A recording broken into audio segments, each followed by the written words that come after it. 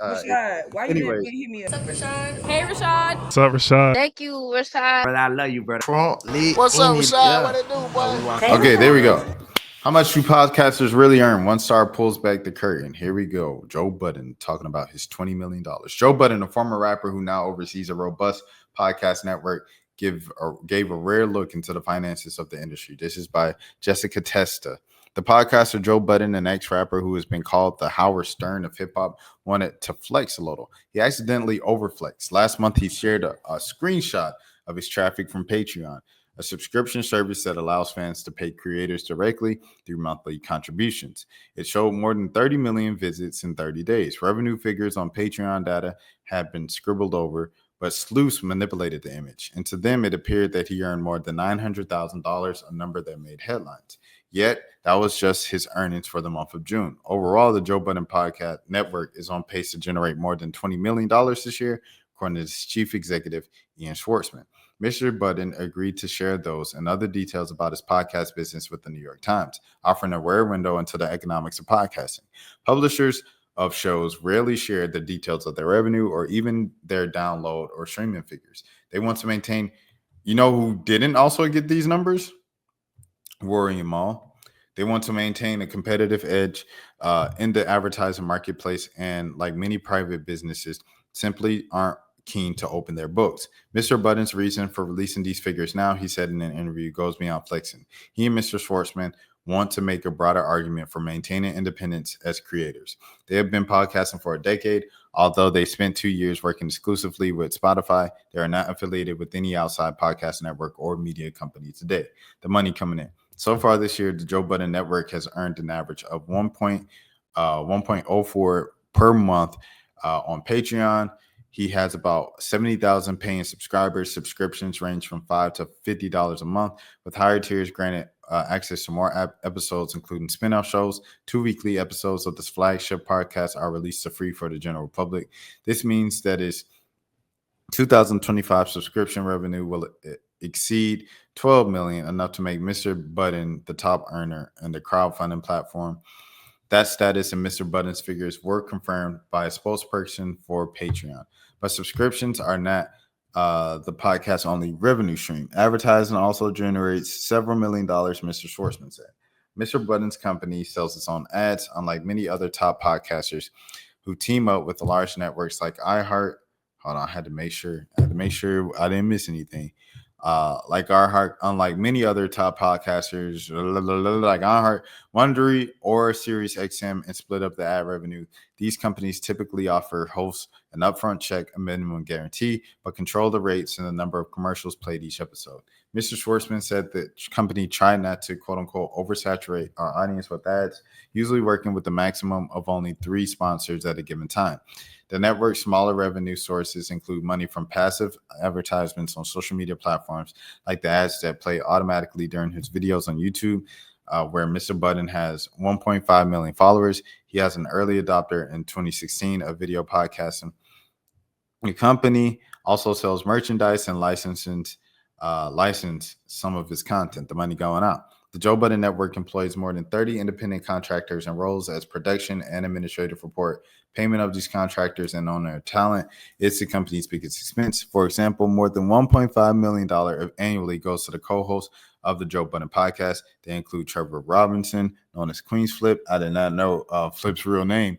Mark Lamont Hill, Melissa Ford, Parks Valley, Antoine Marbury, known as Ish, and Lamar Burney, known as Ice. These government names is hilarious. After inadvertently flashing some of his revenue to 1.7 million Instagram followers, Mr. Budden joked that now everybody's asking for a raise. Other costs include production fees, marketing expenses, and real estate. The company is in the process of purchasing a roughly $2 million the waterfront condominium unit in Edgewater, New Jersey, where it records audio and video for the Joe Budden podcast. It currently rents the unit. Residents in the building have complained about the sharing space with the operation. How he got there. Mr. Budden's approach reflects an emerging trend among podcasters and creators, a desire for more autonomy and equity in every deal with fewer middlemen. Learning this lesson took time. In 2017, while Mr. Budden was co-hosting the show on the culture website Complex, we were just getting by, Mr. Schwartzman said. Dang. I was on an allowance. Mr. Budden said $500 a week. Dang. Then from 2018 to 2020, the Joe Budden podcast had a licensing agreement. It's crazy because the thing that brought me to Joe Budden and listening to the Joe Budden podcast full time and being a full time supporter of him was like him fighting for the money and independence and everything like that, and him fighting for creators. That's why I went there. And the reason why I stopped listening was because how he was treating the creators. Rory and Mal wanted to see the books. They said, we helped, launch this podcast and get it as popular as it was with you, alongside you, us and Parks. We are all a team. We should be able to see the books to get paid what we deserve to get paid. And he says, I'm not showing you the books. And so they had a fight over that and they blew up. Just is what it is.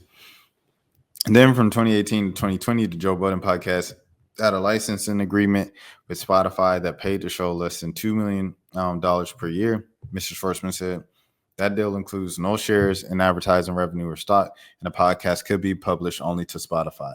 After a rather acrimonious split, the podcast sought a new partner, but the right deal never materialized. One potential contract would have paid them $44 million over 2 years, for example, but required removing all content from YouTube. Oh, I remember that. You could do that, but you had to remove all content. And he's like, no, the backlog, we need that because that's money people are forever going to keep returning to. The bigger the money gets, the more streams that are attached. Mr. Schwartzman said, we wanted someone to acknowledge how valuable we were by showing that we were more comfortable giving us skin in the game. The Creator Wars. Patreon came along in 2021, offering no guaranteed check but equity in the company and advisory roles from Mr. Budden and Mr. Schwartzman. Joe's in a league of his own, said Jack Conte, chief executive of Patreon. It is not common for people to make $1 million a month on Patreon. The Joe Budden Network reached that milestone in November, maintaining it every month since. Recently, subscription platforms like Patreon and its younger competitor Substack have pushed for more aggressively for podcasters to sign up, promising independence and control of their intellectual property, sometimes with grand language about a media revolution. Creators have more leverage and control than they ever had before in history of the arts, Mr. Conte said. Now, by the way, while Rory and Mal, they have their YouTube and stuff like that, they signed with Spotify kind of as a FU to Joe because they didn't like the money that they left on the table and they didn't like how stuff was going because he was kind of sticking to his guns. And it seemed like so far in the story, sticking to his guns paid off in the full time. So I think the lesson here, regardless of how I feel about Joe Budden and Joe Budden podcast, because I didn't like the way that they broke up. And I haven't supported Joe exclusively or the Joe Budden podcast ever since then, even though I watch the clips on Twitter. Now, if he gets a revenue share of those clip pages, I'm supporting the Joe Budden podcast because I'll be watching them clips. I ain't going to lie to you. But, despite how I feel about him, getting back to the point, he won. He took a chance on himself. He bet on himself and he won, bro. Do I think he should have told Rory and Mal how much they were making? How much the company was making? Yes. Because they were three of the main guys at the beginning of the whole joint. They were the three guys on camera, the three guys touring the world and stuff like that. Alongside Parks, the four of them, they built the company, bro. So, yeah, I think they deserve the right to see the books, see how much we're making. So we can have fair negotiations and have a fair split in what's going on, how much money we're making. This year, Substack announced a $20 million fund to help entice creators away from Patreon and other rivals. These platforms also benefit roughly 10% of creators' earnings. Podcasters on Patreon have earned more than $472 million collectively in 2024, up 35% from 2023, according to the company. Yet many creators still feel daunted when they even hear the word paywall, Mr. Budden said. Given the success of Joe Rogan and Alex Cooper, it may seem more attractive to a young podcaster to pursue a big network deal. For me, I say this about Patreon and everything like that.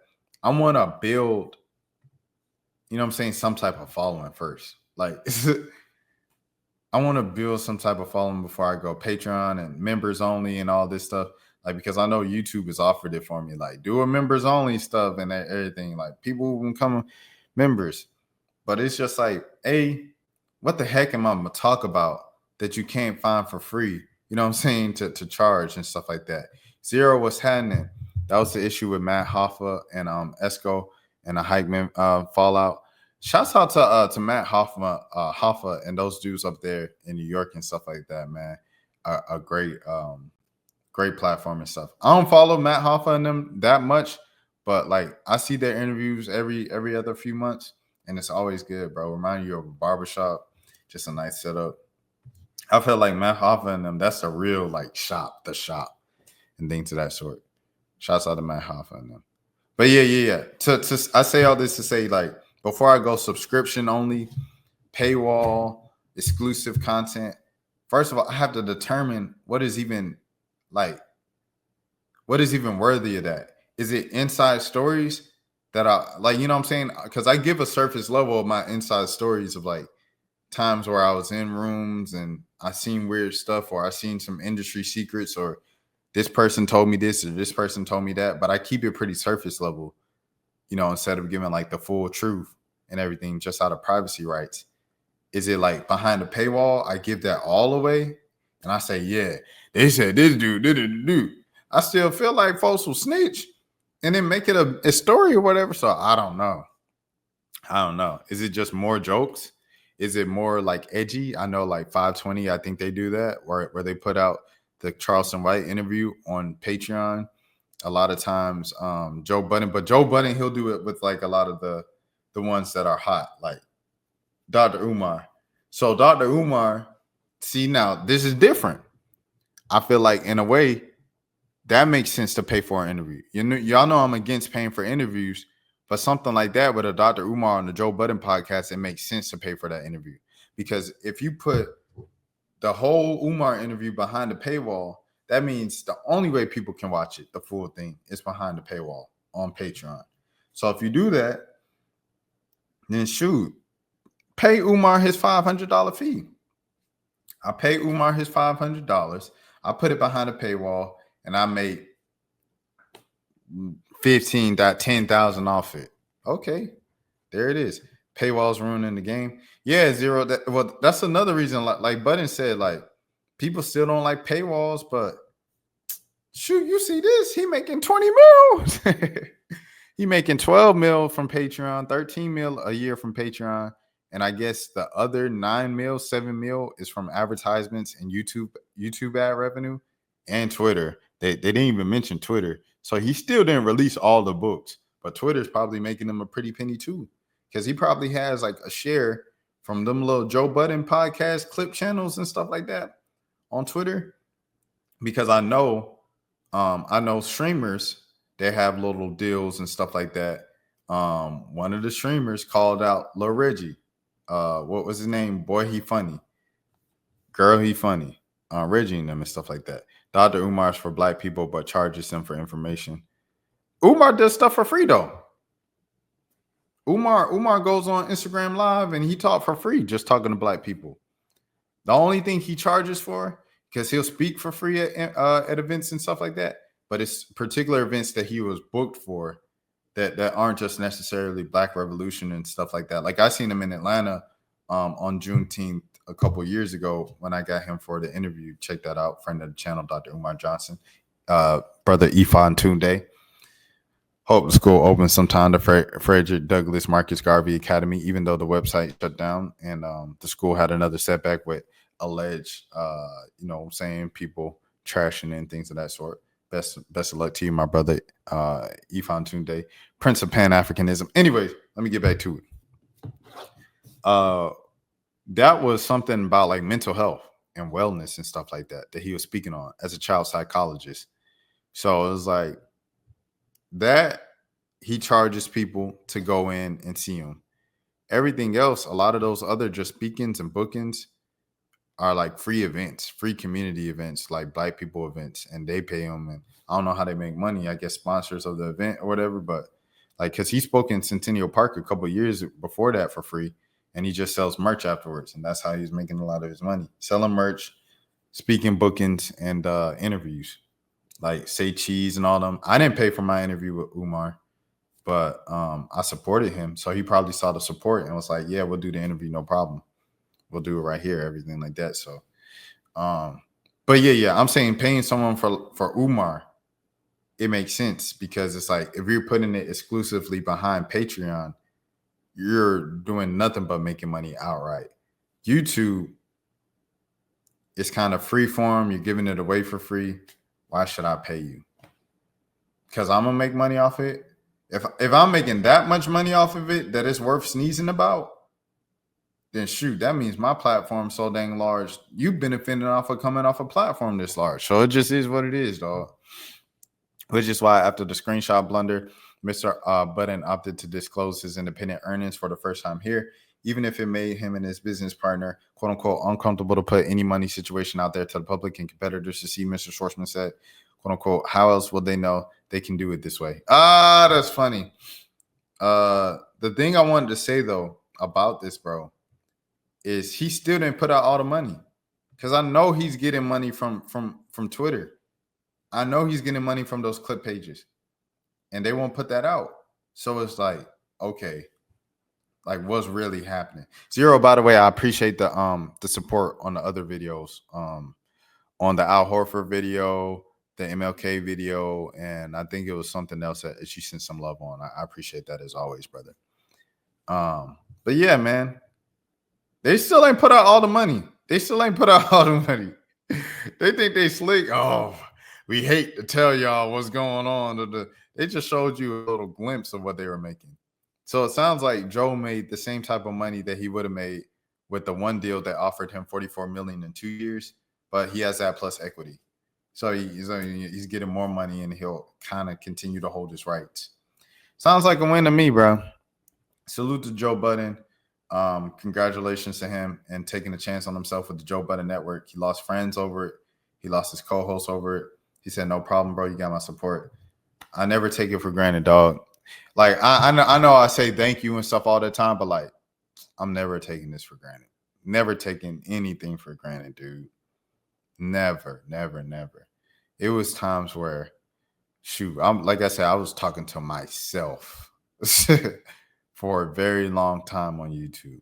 So I never take anything for granted when people like real deal watching and supporting, bro. But yeah, with the Joe Budden thing, he lost friends, he lost his co-host, all of the things. But it paid off. It paid off. So shout out to Joe Budden. His risk paid off. Okay, last thing. Rashad, why you didn't hit me up? What's up, Rashad? Hey, Rashad. What's up, Rashad? Thank you, Rashad. Brother, I love you, brother. Trump lit. What's up, Rashad? Yeah. What it do, boy? Hey, Rashad.